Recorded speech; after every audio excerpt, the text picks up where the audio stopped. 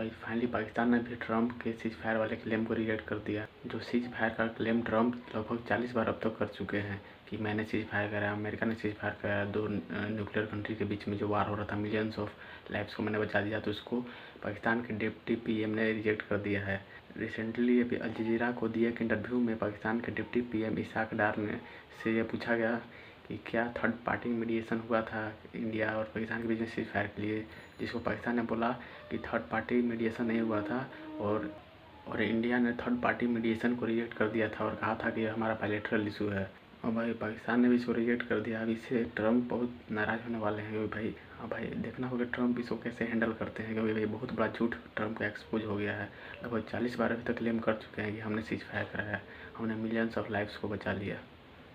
तो अमेरिका के foreign minister Rubio से पाकिस्तान की बात हुई थी और बोले थे कि न्यूट्रल प्लेस पे दोनों लीडर बात करेंगे, जिसको इंडिया ने रिजेक्ट कर दिया था। आपको पता ही होगा फ़ोन कॉल भी मोदी जी की थी ट्रंप को, उसमें रिजेक्ट कर दिया गया था।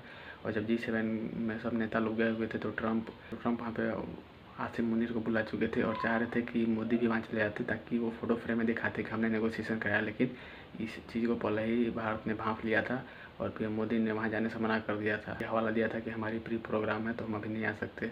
और यहाँ पे उड़ीसा में उनका एक रैली था, वहाँ पे रैली में आए थे यहाँ पे। तो भाई भारत को कहीं ना कहीं पता था कि ट्रंप ऐसा कुछ करने वाले हैं, इसलिए भारत ने साइड हो लिया। और भाई जब से हुआ पूरा न्यूज़ में हर जगह इंडिया में यही छाया हुआ है। और भाई रिसेंटली पाकिस्तान के प्रधानमंत्री जाने वाले अमेरिका, और उनसे वहाँ मीडिया पूछेगी और भाई ट्रंप बहुत ह्यूमिलेट होंगे और पाकिस्तान के प्रधानमंत्री कैसे जवाब देंगे उनको सोचना हो, क्योंकि अभी पाकिस्तान ने भी रिजेक्ट कर दिया उनके क्लेम को। और भाई एक और बड़ी डेवलपमेंट आ रही है कि अभी जो भारत ने स्ट्राइक किया था, ऑपरेशन सिंदूर जो किया था पाकिस्तान पे, उसमें जो मसूद अजहर है उसमें उसके परिवार के बहुत सारे लोगों की कैजुअलिटीज हुई है। उसका एक कमांडर ने इसको रिवील किया है और उन्होंने बताया कि मसूद अजहर फैमिली के लगभग 10 से ज़्यादा लोगों की उससे मौत हुई है।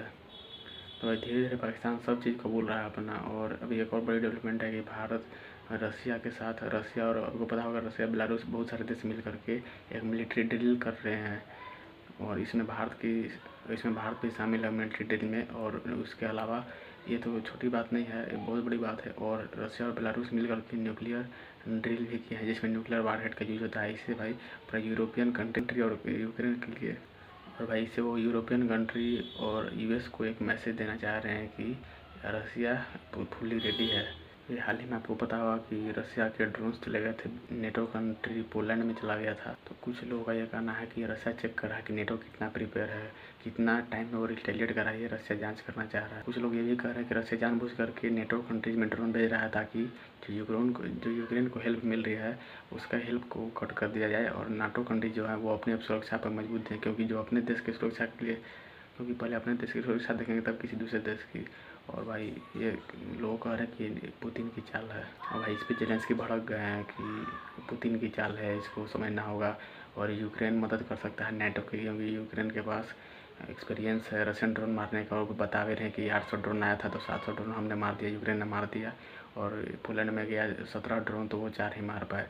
तो जेलेंस्की भी गुस्सा हो रहे हैं कि रियलिटी क्या है, लेकिन रशिया यूक्रेन कॉन्फ्लिक्ट अभी ख़त्म हुआ नहीं दिख रहा है। और यूरोपियन कंट्रीज, नाटो कंट्रीज और एक नए सेंक्शन रशिया पर लगाने के लिए अभी काम कर रहे हैं और इस साल के अंत या फिर अगले साल के शुरुआत में ये सेंक्शन लगाया जाएगा रशिया पे। अब देखना है इसके बाद क्या होता है भाई, बाकी जो भी अपडेट होगा आपको बता देंगे।